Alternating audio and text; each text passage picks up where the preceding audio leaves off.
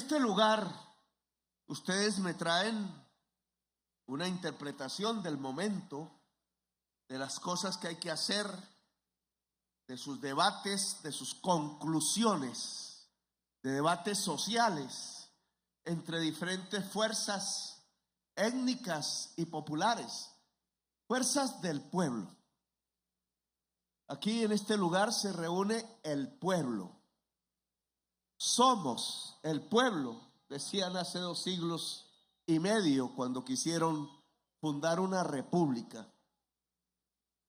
Eran indudablemente indígenas también, seguro que negros y negras, seguro que gente del campo, que era la mayoría de Colombia, seguro que jovencísimos casi todos y todas, seguro que había intelectuales que habían leído algunos de los libros que hablaban de que el rey es el soberano, que el rey no es el soberano, sino que el pueblo es el soberano.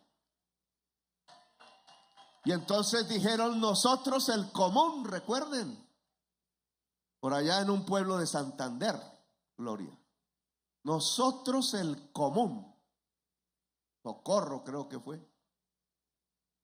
Pues aquí tenemos que decir nosotros el pueblo, que tiene que construir cosas en común. En este momento escucho sus propuestas, pero quiero que en este diálogo entre gobierno y pueblo, que es un momento democrático, también se escuche mi interpretación de lo que creo está pasando. No en cualquier calle, no en cualquier ciudad, lo que está pasando en la historia de Colombia. En un sitio como este, que es simbólico, que es un símbolo. No es por lo bello o porque no. No es porque los árboles están así o asá. No es por su forma urbanística, su espacio. No es por el monumento que está aquí a mi espalda, que unos critican y otros no. No es por sus colores y su forma solamente. Es por lo que simboliza. Este espacio simboliza para toda Colombia la resistencia. Nosotros venimos de la resistencia. ¿Qué más? Si es que aquí no estaban los españoles y vinieron a sojuzgar, ¿o no fue así? A poner unos seres humanos a su servicio, sin que eso estuviera escrito en ninguna ley humana, o en ninguna ley natural, o en ninguna ley divina, si queremos hablar también en esos términos. ¿En qué ley estaba escrito que aquí tenían que venir a poner unos seres humanos a su servicio?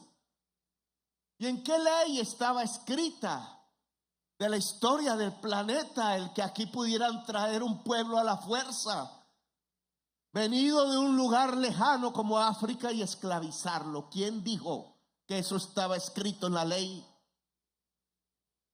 ¿Y quién dijo entonces que las mezclas de esos pueblos se tenían que volver siervos, rebaños ciegos, llevados siempre o a la guerra o a la violencia o a veces a las elecciones para elegir los patrones, los blancos, los pudientes, los que sojuzgaron a los indígenas y los que esclavizaron a los negros y los que condujeron al pueblo colombiano al eterno engaño, mientras se quedaban con su riqueza, con su oro, con su plata, con todo lo que podía sonar y contar como riqueza?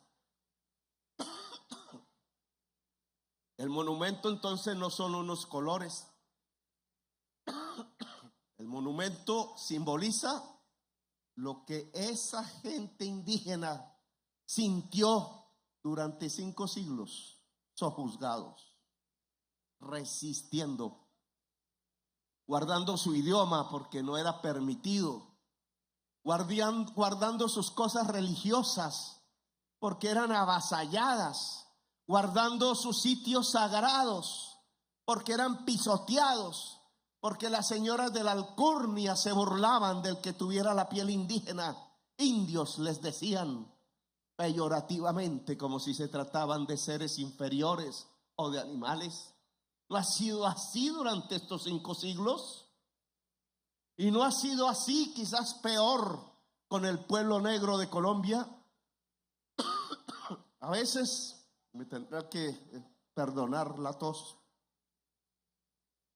por los bronquios inflamados de tanto hablar, pero aquí hablaremos. La tos no será impedimento, también la podemos resistir. Los negros y las negras, ¿acaso no sufrieron en Colombia? ¿Qué sentirían esos centenares de miles de personas en los barcos, arrojándose al mar muchas veces para escapar sin saber a dónde iban a llegar? Y cuando empezaron a entender en medio de las cadenas que leyes que se inventaban sus supuestos dueños decían que ellos y sus hijos y sus nietos y por toda la eternidad serían sus esclavos, su propiedad privada. Claro que resistencia tenía que nacer en los tambores, en las lenguas, en las culturas y sobre todo escapando, construyendo territorio, construyendo la aldea donde vivir con la mujer libre, en paz, con los hijos, tratando de aprender las nuevas lenguas, tratando de sobrevivir. La resistencia es una sobrevivencia. ¿Y qué dirían esos campesinos que después por millones poblaron nuestro país, sembraron y con el surco y bajo el sol cultivaron la tierra para vivir siempre en la miseria, para que nunca hubiera una escuela pública que le enseñara a su hijo, para que nunca hubiera una oportunidad para que su hija pudiera entrar a estudiar una carrera en la universidad, para que se le llevara como caño de carbón, como carne de cañón a las violencias, a los ejércitos, para que les enseñaran no solamente cómo manejar el azadón, sino cómo disparar un fusil en contra de su propio hermano, porque desde hace 2 siglos, en medio de esta resistencia, la oligarquía colombiana enfrenta al pueblo contra el pueblo para que nunca lo pueda destronar. Ese monumento simboliza todo ese sufrimiento, todo ese dolor, toda esa resistencia y todas esas ganas de vencer, porque el pueblo colombiano no quiere ser un pueblo derrotado en la historia, porque el pueblo colombiano tiene con qué, tiene la fuerza espiritual. Lo acompañan los espíritus de la cultura, de los tambores, de las gaitas. Lo acompañan las culturas de las músicas, del sentir en el corazón, que cuando se vuelve pasión y encuentra que no se trata de matar al hermano, de golpear a la hermana, de regañar al hijo, de asquearse de su propia existencia, sino de unirse con el otro y con la otra, entonces encuentra el camino de la historia. Y aquí en esta reunión se trata de ver entonces, junto a este monumento simbólico, que a mí me gustaría que el Ministerio de Cultura lanzara un grito de rebeldía, porque es que los funcionarios, si no son rebeldes, en este gobierno no funciona. Si los monumentos nacionales se decretan materiales porque son parte de nuestra historia, muchos de los conquistadores son monumentos, no de los conquistados. Como una imagen como el Belalcázar esclavista derribado le costó tanto a la oligarquía ver, no se sentía representada en los indígenas que tumbaban al conquistador y la esclavitud. Se sentían representados, eran el esclavista blanco que caía con su caballo por la fuerza del pueblo. ¿Dónde estaba el corazón de ellos? No era con el indígena, era con el esclavista. Bueno, a mí me gustaría que si esos lugares históricos son monumentos, Y el conquistador con su caballo debe ser respetado porque es parte de la historia que nos enseñe que aquí nos pisotearon con los caballos. Que si hay monumentos nacionales que tienen que ver, dicen, inmateriales, con la música hermosa, con nuestra cultura. Que si hay monumentos de la historia, porque por aquí pasó Bolívar, o allá hubo una de las tantas batallas de las guerras internas de Colombia, aquí también hay una historia. Aquí tiene también aquí una sensibilidad. Aquí un poco de muchachos se arrestaron para decirle a la oligarquía que no podía pasar, que se acababa la ignominia y que basta ya de la humillación, que era necesario tener un momento de esperanza, una ilusión. Entonces, ¿no es aquí este lugar un monumento histórico? ¿No hay un concejalillo allí que le gusta con las pistolas apuntar a la gente pobre, creyendo derribarlo? Quieren lo mismo que el conquistador al caballo, llegar aquí con sus pistolas para tumbar el monumento de la resistencia. Bueno, ¿y por qué el Ministerio de Cultura del Gobierno de Cambio no declara este monumento monumento nacional? ¿La historia se hace así o no se hace? O somos simplemente espuma, o somos huracán en la historia.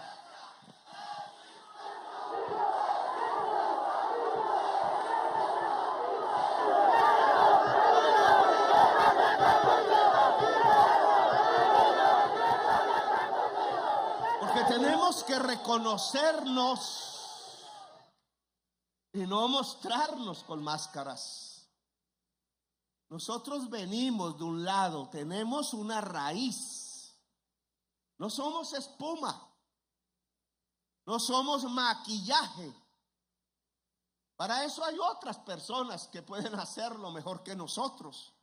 Ya lo han visto gobernando, dicen aquí mu, cuando llegan al gobierno dicen pa. Se consiguen aquí los votos echando un discurso revolucionario y cuando llegan al Congreso se ponen la esvástica. Nosotros no somos eso. Nosotros decimos lo que pensamos. No que nos creemos infalibles. No queremos ser soberbios. La soberbia mata. Pero sabemos de dónde venimos. Nosotros venimos del pueblo. Y nos han elegido para cambiar a Colombia, para nada más. Y al que no le guste en el gobierno eso, pues que se vaya, no nos haga perder el tiempo. Aquí no venimos para robar, aquí no venimos para limpiarle las botas al rico banquero del país. Podemos hablar con él de tú a tú, pero él tiene que saber que tiene al frente un ser humano igual, que está expresando los intereses del pueblo y de nadie más, no los de sí mismo. Esos quedan aparte para otro momento. Son los intereses del pueblo. Nosotros nacimos de esta plaza y de ese monumento. Nosotros nacimos de la valentía de esa juventud, de esos muchachos y muchachas de barrio que supieron levantarse en resistencia. Sí, señora Vicky, nosotros venimos de la primera línea y nos enorgullecemos. Rabia a mí sí me daría con mi vida propia si yo me escondiera y no hubiera sido parte de una primera línea. Yo soy de la primera línea del cambio de Colombia e invito al pueblo de Colombia a ponerse en la primera línea, porque toca moverse. La primera línea del cambio es la paz. La primera línea del cambio es la democracia. La primera línea del cambio es la mujer, es el negro y la negra, es el indígena, es la juventud. La primera línea del cambio, si es el pueblo, Colombia cambia. Ese es el camino que yo propongo aquí ante sus discusiones y su propuesta. Venimos de la resistencia entonces y ahora somos gobierno.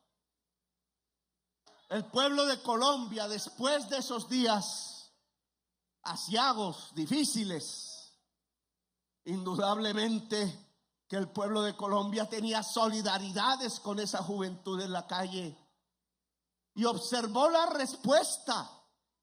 La respuesta jamás fue el diálogo. La respuesta jamás fue un gesto amable. La respuesta jamás fue: oiga muchachos, vengan aquí al palacio y hablamos. Veamos qué hacemos. La respuesta fue quitarle los ojos. La respuesta fue decirle al fiscal Barbosa: coja a los miles que pueda y declare los terroristas. Volvimos a los tiempos de Turbay cuando yo era un joven. A mí me asignaban entonces la palabra, siendo estudiante, del externado, del posible subversivo. Y entonces me tenían que llevar a la tortura, porque era joven, porque pensaba diferente, porque era un flaco que quería una revolución para Colombia. Ahora no soy tan flaco, pero sigo queriendo una revolución para Colombia. La revolución es volver a evolucionar, volver a poner las cosas sobre otros rieles, cambiar lo que está podrido, lo que ya no nos sirve como sociedad. ¿Cómo podemos avanzar como sociedad en el mundo? ¿Cómo podemos ser una sociedad de verdad y hacer parte de la historia de la humanidad en todos los terrenos, en la ciencia, en la política o en el arte? ¿Cómo volvemos a crear Gabrieles García Márquez? ¿Cómo volvemos a crear Antonios Nariños y Policarpas Alabarrietas? ¿Cómo aparece María Cano de nuevo? ¿Cómo aparecen tantos pensadores liberales insignes, tantos revolucionarios como Rafael Uribe Uribe? ¿Cómo aparece Gaitán en el alma de millones de colombianos y colombianas? Y dejamos este pensar fascista, este pensar autodestructor, este pensar que piensa que un colombiano es enemigo del otro colombiano cuando somos un mismo pueblo. ¿Cómo logramos ese camino de la unidad? Pues esos son los temas en los que creo tenemos que hablar ahora. Mi gobierno fue elegido por millones de colombianos. Espero que no haya sido una moda. No, elijamos al que habla tanto en el Congreso a ver qué hace. Y yo me quedo tranquilo en la cama esperando. Yo no soy una moda. Jamás me he ido por las modas. No he pensado de una manera así y otra vez asá. Cuando cambia mi pensamiento es porque he encontrado que estaba equivocado. Es porque otras personas me han enseñado que otra manera de pensar es superior a la que tenía. Es porque en mi propia vida, en la experiencia y en el contacto con el pueblo, he aprendido muchas cosas y me falta mucho por aprender. Y otros lo harán mejor después de mí. Pero quiero ser puente en esa historia para que, como los griegos al entregar el testimonio, decía: niño, mi compañero de luchas en el Cauca, se pueda él llevar la bandera o ella y ella entregársela al otro que sigue y al otro, y así por siglos, así por milenios, de tal manera que ese pálpito de ser siempre rebelde y revolucionario se pueda mantener en el alma popular, porque así Colombia será grande, será una gran nación. Así recomenzará el camino que dejó el libertador Bolívar y Santander de construir la gran patria. Aquí estamos entonces después de ese triunfo electoral. que no puede quedar simplemente como el último triunfo popular. Hay que obtener más triunfos. Y no solo en las próximas elecciones, sino ahora. Después de ganar unas elecciones, hay que salir a más luchas.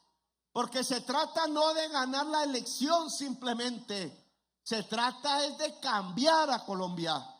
Y Colombia cambia si cambia su sistema de salud, si cambia su sistema laboral, si cambia su sistema agrario, si cambia su sistema pensional, si cambian las relaciones entre las personas, no simplemente frente a la producción, sino frente al amor, frente al barrio, frente al hijo, frente a la familia, frente a la universidad, frente al libro, frente al computador, frente a la humanidad, las relaciones sociales entre los colombianos.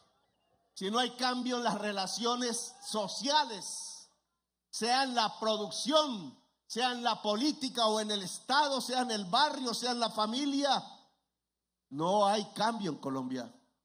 Y eso implica una lucha diaria permanente. Y ahí comenzamos a cometer errores nosotros, los del gobierno. Yo, como presidente, construí primero un gobierno que llamé plural. Invité a los candidatos presidenciales del centro, que se decían a sí mismos, a participar. Lo hice ingenuamente, pensando que fuerzas que no habían triunfado se podían sumar, ampliar aún más el campo popular, pero no para que el programa de gobierno se volviera en babas, como algunos programas se presentaron ante la opinión pública. No era para volver el programa del cambio un programa baboso, era para que nos ayudaran a transformar a Colombia, a que se metieran en el camino difícil de pensar en un país diferente, en una sociedad diferente y en un estado diferente. No lo pensaron así. Y empezó lo que ya vemos en público. No nos querían. Estaban ahí para aprovechar el puesto, para ver cómo se impedía que los programas de la transformación no se volvieran realidad. Equivocación del presidente, de nadie más. Por ingenuo, por creer que al ganar uno tiene que ser bondadoso y no usar el triunfo como una especie de venganza que nunca ha anidado en mi corazón. No funcionó eso. Algo se avanzó, algo aprendimos el año pasado, pero no hubo mucho avance. Se armó toda la coalición para frenar el gobierno del cambio. Y hoy lo tenemos al frente. Les propuso un acuerdo nacional, ya no solo para el gobierno, sino para la sociedad colombiana. Que quienes se han matado entre sí se hablen. Y no matados simplemente con las armas. Esos son los que más fácilmente pueden hablar. Sino los que han diseñado las políticas. Los que dijeron que los jóvenes que se volvían rebeldes en estos barrios y armaban una barricada, entre otras, olvidando las grandes lecciones del siglo XIX, que en Europa enseñaron que no hay que quedarse en el barrio porque ahí llega el poder al barrio a destruir, que la barricada ya no es, que lo que hay es que rodear el poder. Ir hacia el poder, no hacer que el poder venga hacia el barrio, porque si el poder viene hacia el barrio, destruye el barrio y la vida de sus jóvenes, como así sucedió. Bueno, les dijimos a esos que hicieron esa política de destruir a los jóvenes, a los que desaparecieron tanta gente en Colombia, que ahora aparecen en los cementerios, a quienes fusilaron 6.402 jóvenes en Colombia, a los que despojaron de sus tierras a millones de campesinos, a quienes condujeron quitándole el dinero a la educación, a la ignorancia, a decenas de millones de jóvenes. Se llevaron la plata de las universidades para traer tanques de guerra y aviones supersónicos. A quienes hicieron este país tan injusto, a quienes hicieron que en la OCDE, el club al que pertenece Colombia de grandes países de la tierra, tuviéramos la tasa de mortalidad más alta de lejos que todos los demás países, la tasa de mortalidad infantil. Aquí, entre todos los países de la OCDE, mueren más niños por cada 100,000 habitantes de enfermedades que podrían ser curables. Y vienen las señoras famosas de la prensa a decirnos que es que tenemos el sistema de salud mejor del mundo, el que tiene la tasa de mortalidad infantil más alta de la OCDE, en donde la gente ha muerto en los últimos 10 años porque no se le atendió. Y tenemos la cantidad exacta de personas que murieron en estos últimos 10 años. 340,000 colombianos murieron pudiendo vivir si se les hubiera atendido en un hospital o en una clínica. Más que la violencia armada de Colombia, más que todos esos grupos y el mismo Estado matándose entre sí, en Colombia ha matado más el sistema de salud mercantil que tenemos. Mató 340,000 colombianos en los últimos 10 años, mientras se robaban 15 millones de pesos llevados a sus arcas particulares. Y entonces ahora nos dicen que no podemos ni debemos reformar la salud. Les propusimos hablar. Les propusimos transitar pacíficamente, incluso ocupar los años de este gobierno, saliendo de lo viejo, entrando a lo nuevo, sin que hubiera los mayores tropiezos, sin que fueran perjudicados económicamente, simplemente para que cesara la expoliación que las generadoras de energía eléctrica hacen del bolsillo de cada uno de los colombianos, que las EPS privadas hacen de los recursos que son públicos, no son de ellos, con que se atienden a los enfermos en Colombia, dejando morir 340,000 y robándose 14 billones de pesos de esa cantidad. Le dijimos a los fondos privados: hablemos, transitemos, porque sí hay una manera para que esos mismos recursos que se cotizan y que el Estado de Colombia entrega para Colpensiones pueda llevarle un plato de sopa y una alcoba, una cama digna, un lugar digno en la existencia a 3 millones de viejas y de viejos en este país. Oiga, era que el niño fuera atendido allá en el Chocó por un médico. Eso era lo que decíamos. Oiga, era que la niña no se nos muriera en un ataque del corazón cuando podía vivir si era atendida. Señores dueños de la EPS, era para que no especularan elevando 40 veces el precio de las medicinas, explotando al Estado y explotando al pueblo. Era para que se cambiara la fórmula en las tarifas de energía eléctrica, para que pudiera, a través de las tecnologías baratas, que es la energía eléctrica de los grandes embalses del agua y de los grandes paneles y granjas solares del sol y de los vientos, entregarle al empresario, a la producción, que es la que hace la riqueza, entregarle al pueblo trabajador, que es el que hace la riqueza, entregarle a cada hogar una factura que realmente refleje los costos de la energía eléctrica, que son 4 veces inferiores a los que se le están pagando. ¿Por qué no se podía llegar a un acuerdo nacional sobre esos temas? ¿Qué les pesa para que no sientan felicidad si el pueblo de Colombia vive mejor y más digno? ¿Qué les molesta si el niño puede ir sano a la escuela, como dice la canción? ¿Por qué les pesa tanto? ¿Por qué odian al presidente que lo propone en la mesa? Yo no soy de los festines de ellos. Yo no voy a los prostíbulos donde van ellos. Yo no voy a sus clubes sociales a tomar whisky mientras la gente se muere de hambre. A mí no me gusta eso. Yo no puedo soportar una oligarquía que se pasea por el mundo mientras su propio pueblo se está muriendo. Solo los invité a hablar. Solo los invité a acordar. No para que me hicieran retroceder. Es que lo vamos a meter preso, Petro, es lo que me decía Barbosa. Ahí muestra la señora de la revista Innombrable a mi hijo cómo le allanaron. Yo le dije a Barbosa: nunca hablaré con usted ni con ningún fiscal de mi hijo. Si la hizo, la hizo.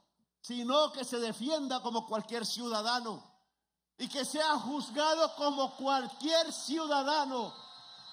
Pero ahora se jactan porque van a salir de la fiscalía mostrando el video donde el CTI allanó, como si fuera Pablo Escobar, su apartamento para mostrar las imágenes de su esposa desnuda y embarazada.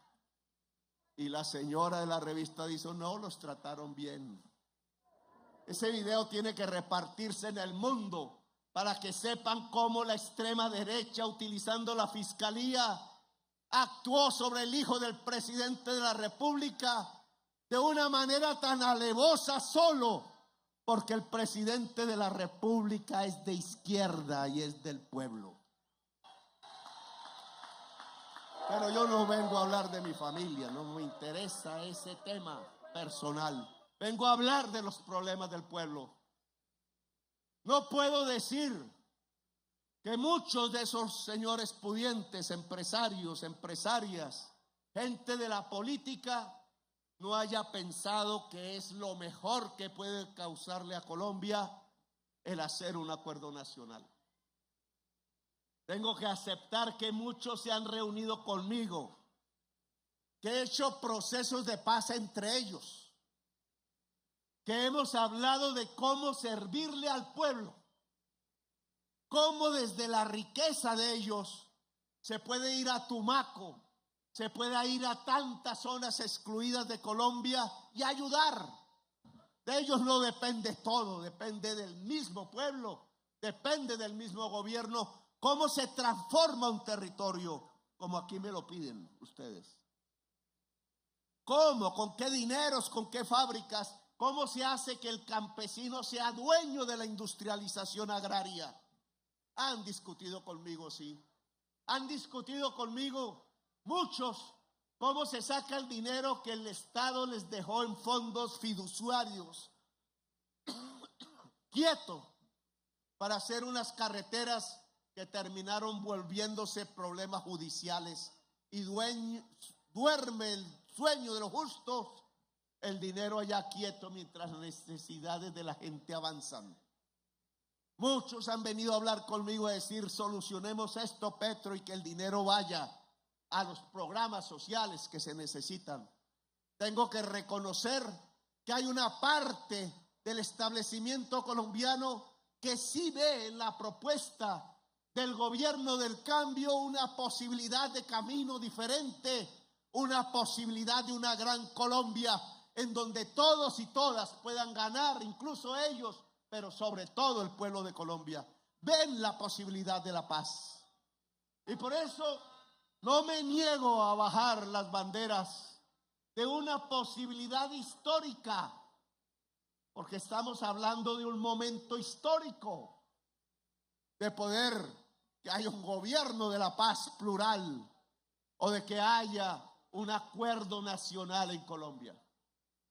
Pero tengo que decirles que yo no puedo llevar a la gente que confía en mí, a la gente que confía en los cambios, a la gente que quiere y añora y desea una nueva Colombia, a una ingenuidad. Porque hay otros sectores que lo que nos quieren es traicionar. Y esto es importante que lo analicemos, porque hay que responderlo con inteligencia. Por ahí, los que siempre quieren acallarnos, porque decían al principio, en mi primer día de gobierno dije algo por ahí, ya ni me acuerdo. Y entonces dijeron, el dólar se cayó por lo que dijo Petro. El dólar subió por lo que dijo Petro. Yo me empecé a sentir poderoso porque manejo el dólar así, así. Con cada palabra se mueve esa vaina. No, lo que querían era que no hablara. Después empezaron que mucho Twitter y mucho Twitter. A mí no me sacan en la televisión pues sino para hablar porquería de mí. A veces me asusto cuando prendo un canal de televisión y digo, ¿esto soy yo? Día y noche hablando porquerías de mí. Mentiras y mentiras. Cuando yo encuentro alguna verdad, porque hay gente que investiga y que dice cosas como buen periodista, trato de coger y decir, oiga, verdad, este señor puede tener razón. Y echo al funcionario en donde está el problema.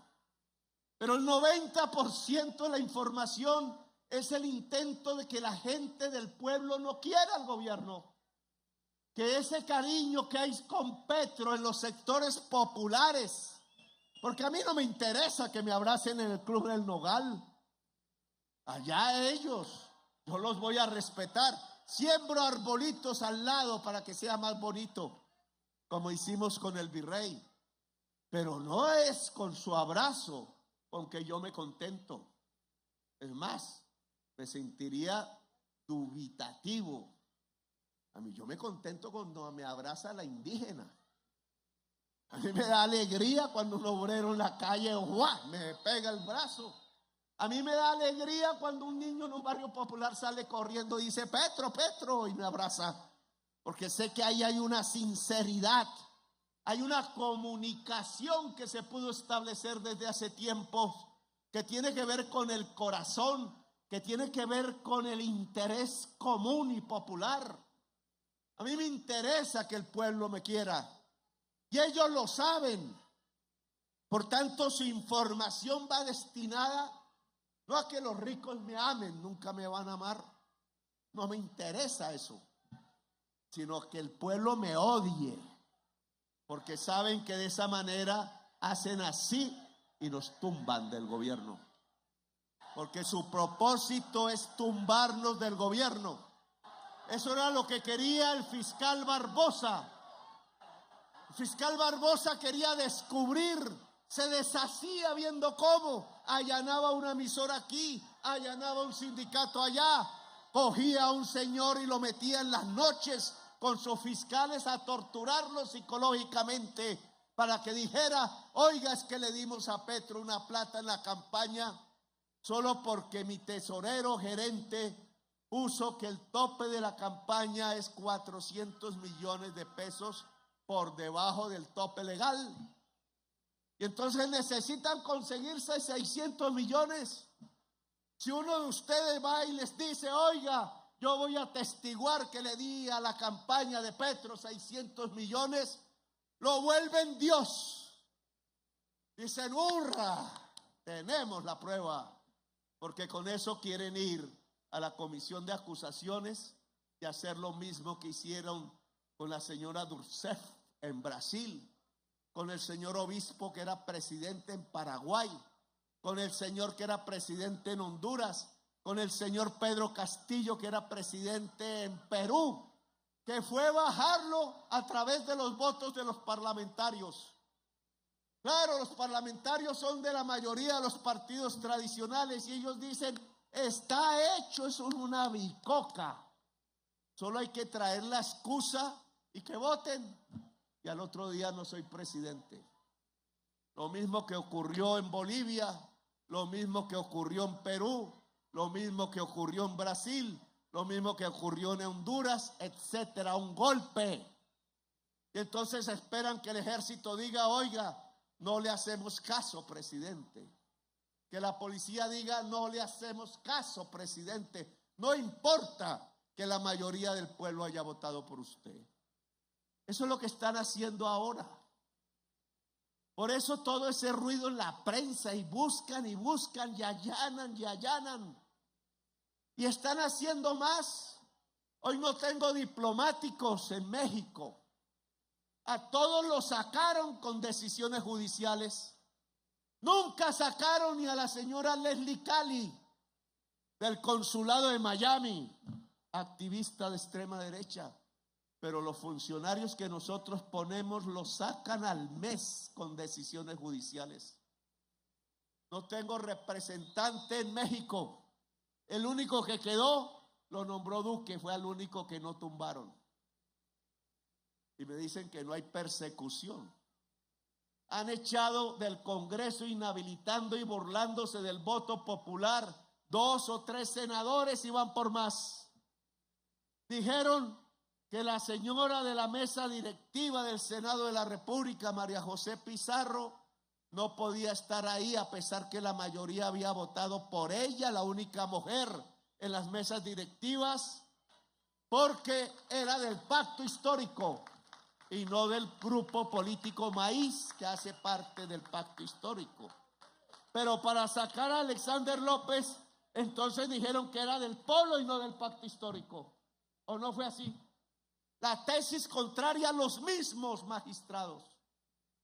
Y para sacar el alcalde de Duitama, que es de Colombia Humana, porque estuvo apoyando y lo apoyaron los del Polo Democrático, pues ¿cómo no van a apoyar los del Polo Democrático al candidato de Colombia Humana si hacemos parte del pacto histórico? Pero cogen eso para quitarle la alcaldía. Y ya son diplomáticos, ya son congresistas de elección popular, directivos de la mesa directiva del Congreso y ya son alcaldes. El 99% de los alcaldes del país han sido elegidos de derecha, de centro, de izquierda o variopintos por coaliciones políticas, por varios grupos políticos, pero a ninguno lo sacan. Al que sacan es al de Colombia Humana. ¿Por qué? ¿Por casualidad? Porque el presidente no puede hablar de estas cosas y tiene que silenciarse, o porque nos quieren sacar del gobierno. Igual que tendría que salir el alcalde de Duitama, tendría que salir el presidente de la República, porque el presidente de la República, siendo candidato, pues apoyó a los candidatos del Polo, de Colombia Humana, del Maíz, hasta del Partido Verde, porque esto es una coalición de fuerzas sociales y políticas. Nos quieren arrinconar, quieren tumbar los decretos, quieren tumbar el gobierno del pueblo. Ese es el momento histórico en el que estamos viviendo.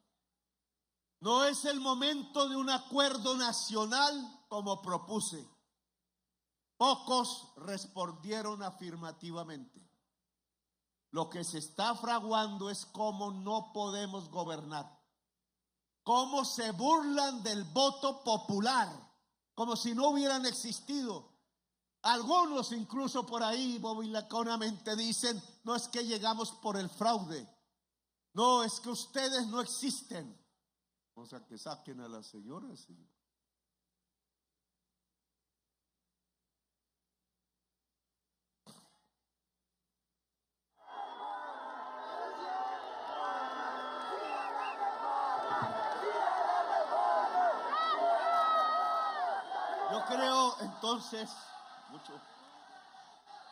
Yo creo entonces, pues que un dirigente no puede ocultar las realidades que están pasando. En nuestras teorías en la campaña dijimos que las posibilidades del cambio podrían establecerse en una gran alianza progresista entre el gobierno y la justicia. Porque lo que necesita Colombia es justicia. Han intentado por todos los medios hacer romper al gobierno con la justicia como hizo Uribe. Hasta se inventaron con unos infiltrados una entrada al Palacio de Justicia y toda la prensa, con excepciones, empezó a decir que yo me lo iba a tomar y que iban a masacrar los magistrados y que ya los sacaban en un helicóptero. Y toda la gente viendo por televisión y oyendo radio eso, y era mentira. Igual que cuando se inventaron que los venezolanos estaban entrando en los conjuntos de Bogotá y la gente salía con palos para defenderse y hasta murió un señor inocentemente porque lo confundieron. Lo decían en las redes y la gente se lo creyó y resultó que era una mentira.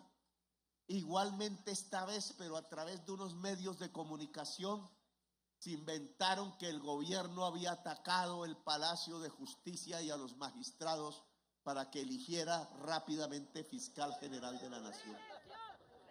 Mentira construida para generar odio en el pueblo contra el gobierno. ¿Para qué? Para que si hay el golpe, el pueblo no salga a las calles, se quede en la casa y el momento del triunfo popular pasa en la historia definitivamente de Colombia. Eso es lo que están buscando. Y eso es lo que no podemos permitir. Nosotros respetamos a la justicia. La justicia respeta el voto popular. Nosotros respetamos el Congreso de la República. El Congreso de la República respeta el voto popular. Nosotros respetamos el voto popular. Y entonces lo que les decimos es que este momento histórico pasa por la más amplia movilización del pueblo en todas las calles, lugares, veredas y pueblos de Colombia. Porque lo que quieren es acabar con este momento histórico, igual que quieren acabar con ese monumento. Quieren borrarnos de la historia nacional. Y no es por paranoia, es lo que se está moviendo en la realidad del país. Podemos cambiar a Colombia así. Podemos hacer la reforma a la salud.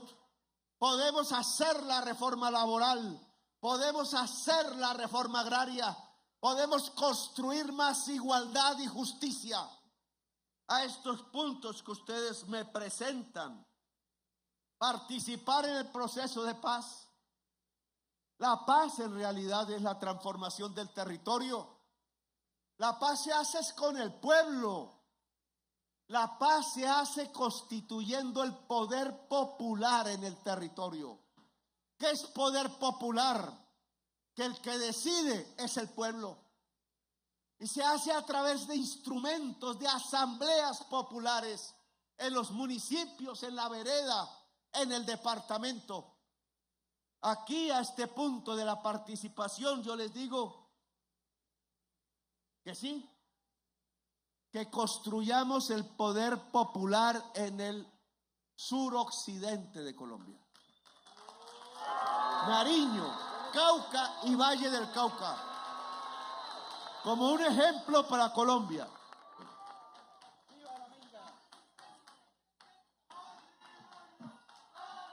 Como un ejemplo para Colombia.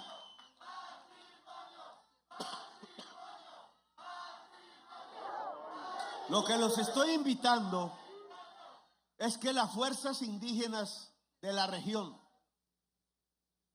las fuerzas negras de la región, ojo, si nos matamos entre nosotros nos acabamos. La violencia en Colombia ya no es el gobierno contra el pueblo, el gobierno somos nosotros. Hay todavía algunos que no lo creen o que no lo hacen, pero hoy la violencia es entre el pueblo mismo, entre la gente misma del pueblo, entre indígenas y negros metidos en organizaciones que no están colocando la voluntad popular al frente, sino los negocios. Y eso tiene que acabar. Revolucionario solo tiene un comandante, el pueblo. No hay más comandante para uno o una revolucionaria que el pueblo.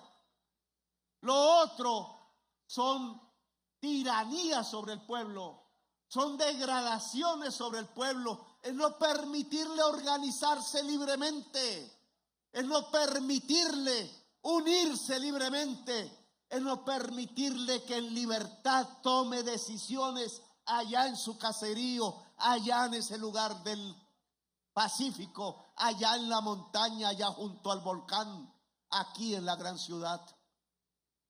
Por tanto, si queremos la paz, empecemos en esta región del suroccidente constituyendo el poder popular. Ya lo tenemos, las fuerzas están organizadas, mejor que en cualquier lugar del país. Lo que hay es constituir los comités municipales populares, llamémoslos así, de coordinadoras populares, respetando la diversidad de cada fuerza, de cada quien. No se trata de imponerle al otro, se trata de juntarse con el otro, con la otra. En cada municipio de los suroccidente de Colombia, y se debe extender al resto del país, hay que construir el comité coordinador de fuerzas populares abierto, sin exclusiones, pacífico y democrático. ¿Para qué?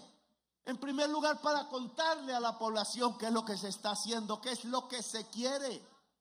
Cuando hablamos de industrializar a los campesinos agricultores, cuando hablamos de construir las cooperativas, cuando hablamos de crear las unidades de médicos y enfermeras que visiten al niño y a la niña en cada barrio, en cada vereda, cuando hablamos de la reforma agraria, cuando hablamos de la renta ciudadana, cuando hablamos de usar el dinero público para darle un bono pensional a cada viejo y vieja que haya vivo en este país. Eso es lo que queremos, organizar entonces la comunidad. Pero va a llegar un momento en donde intenten atentar contra el voto popular. Y ahí hay que salir. Y ahí no es solo el suroccidente, ahí es todo el país entero. Y ahí no es a defender el barrio como hicieron hace 2 años. Ahí es a rodear el poder.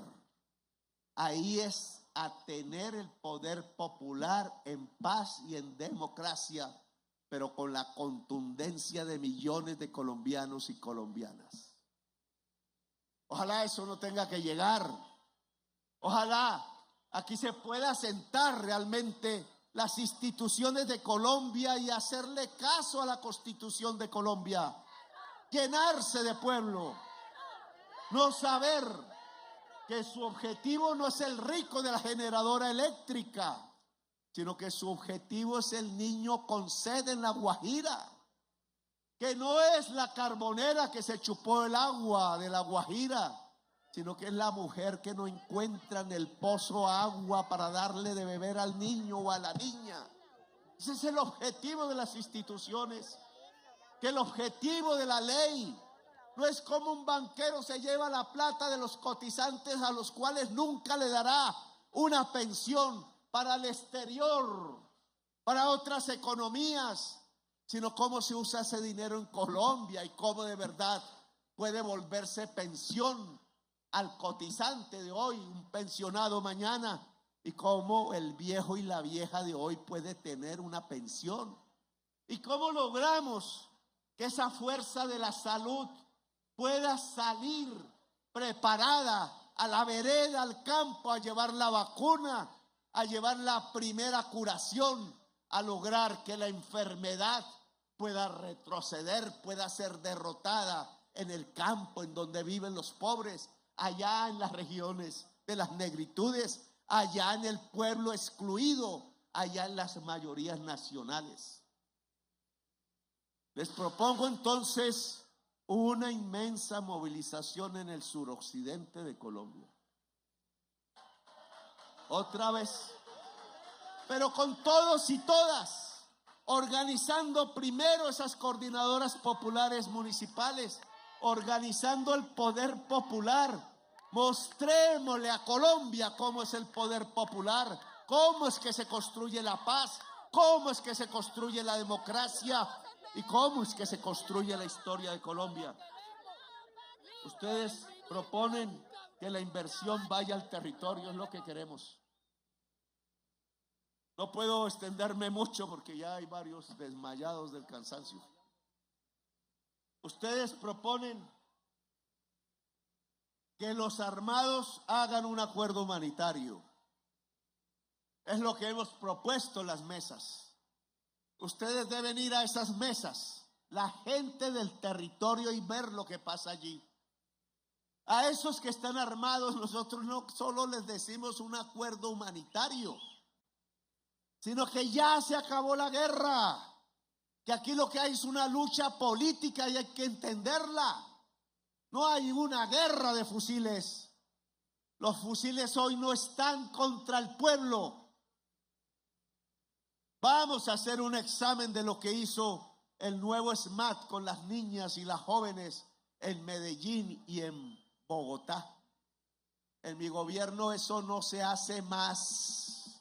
Al pueblo no se le golpea, porque algún politiquero se sacia en sus placeres internos pensando que gobernar es golpear a las mujeres, al pueblo. Eso no va en mi gobierno, y eso va a tener un proceso y una responsabilidad pública.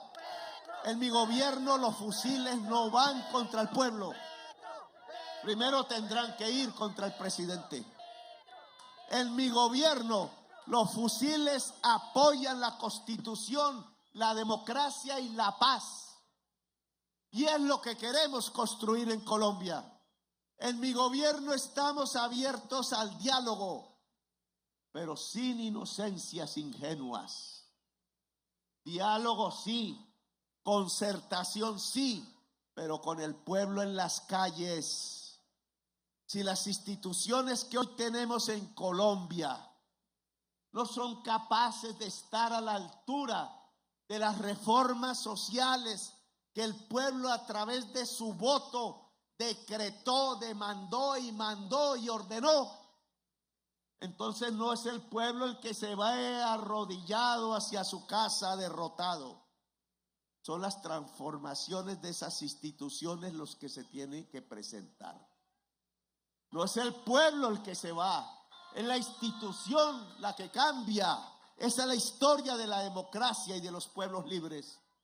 Y por tanto, si esta posibilidad de un gobierno electo popularmente en medio de este Estado y bajo la Constitución de Colombia no puede aplicar la Constitución porque lo rodean para no aplicarla y le impiden, entonces Colombia tiene que ir a una Asamblea Nacional Constituyente.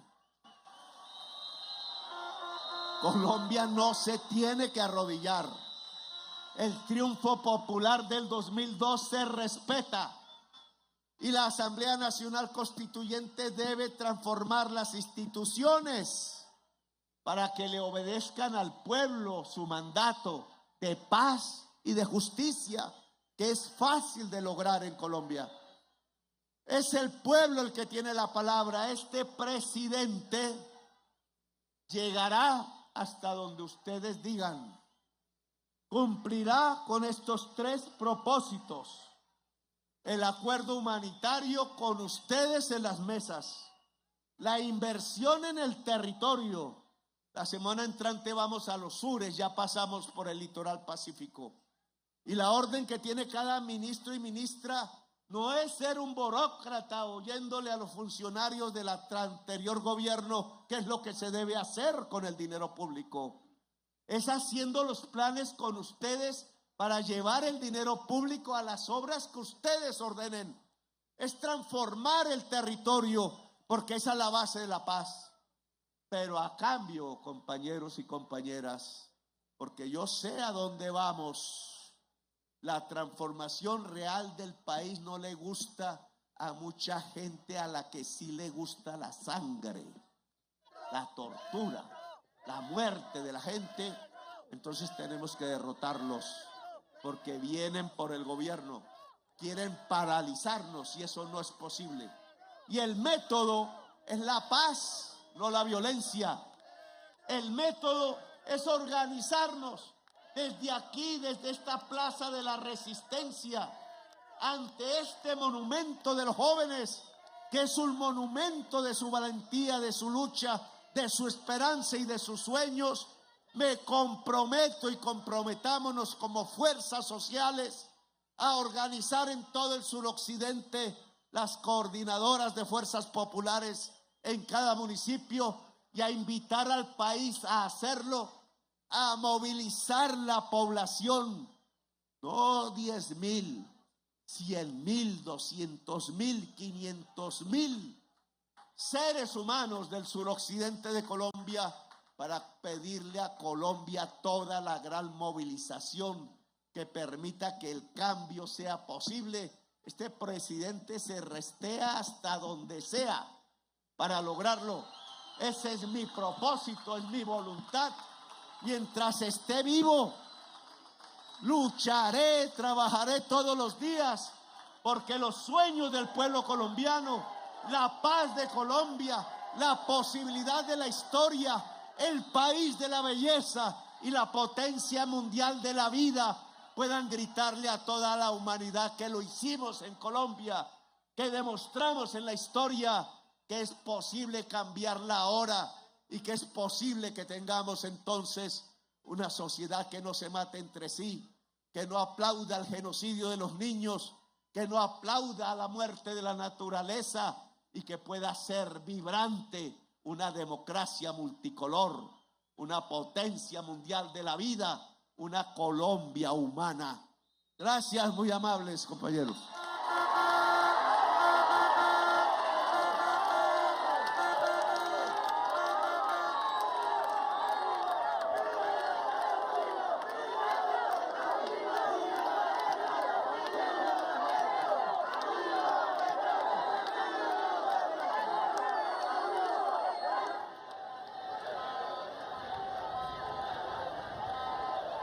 Venga, Gustavo Petro, presidente.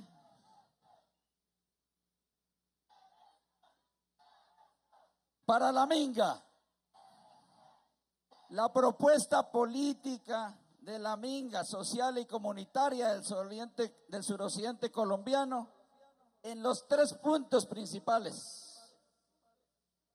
El presidente ha hecho sí, con la Minga nos sentamos a construir la paz. Eso es lo que ha hecho, señor presidente.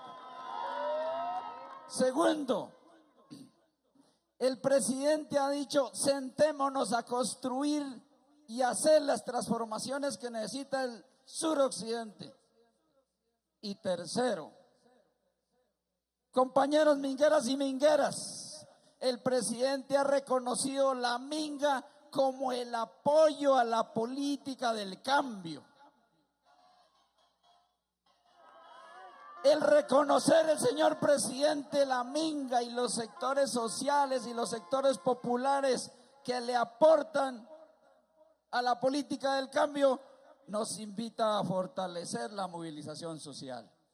Y para eso está la Minga, señor presidente.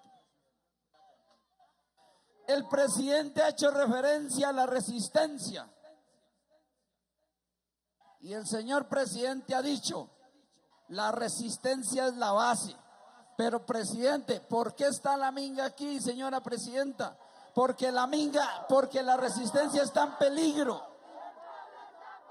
La resistencia la están matando. En la resistencia se está involucrando el narcotráfico. En la resistencia se está involucrando a los grupos armados. Por eso la juntanza hoy le está saliendo al paso y hoy ratificó usted a la Minga ese camino.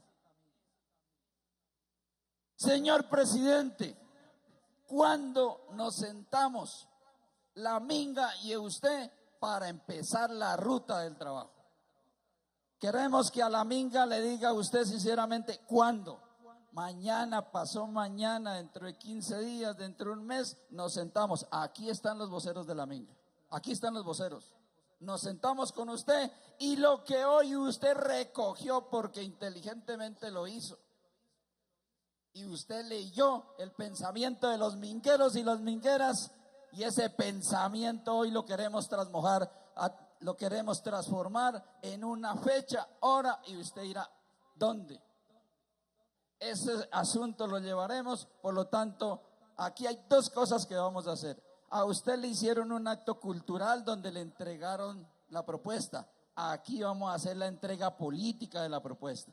Compañero Neis, queremos entregarle la propuesta porque es la que ratifica la minga y es la que genera los procesos de resistencia. Por eso, doctor Gustavo Petro, ¿cuándo nos sentamos? La minga para que esto se vuelva realidad. Vamos a ser prácticos. Usted dijo que vamos a ser prácticos. Vamos a ser prácticos. Nos dijo en Monterilla, júntense. Ya estamos juntos. Nos dijo, propongan. Ya estamos proponiendo. Nos regañó en Monterilla. Hoy no lo vamos a regañar, presidente. Hoy le decimos, aquí está la minga. Ahora sí, aquí está. ¿Cuándo nos sentamos? Presidente, dígale a la minga, no a mí. Entonces, compromiso con la minga, porque en última no es con aquí. Entonces, y por cuando usted ratifique, cuando nos senta con la minga, le ratificamos el tema ya del asunto político. Ustedes verán, es fiesta. Para mí eso ya no existe. No es fiesta. Esto es lunes 1 de abril. Abril es abril. Sí, al todo domingo. 1 de abril, ¿vale? Para que no se nos olvide. Listo, espéreme, Neis, espéreme, tranquilo. A la minga el señor presidente define fecha. 1 de abril se sienta con la minga a desarrollar lo que la minga construyó. Ratificado este asunto, compañero Neis, aquí hay un compromiso. Señor presidente, gracias. Compañeros de la minga, un aplauso. ¡Que viva la minga! ¿Hasta cuándo? Vamos a sacar la foto de la minga para que ratifiquemos, compañeros mingueros y mingueras.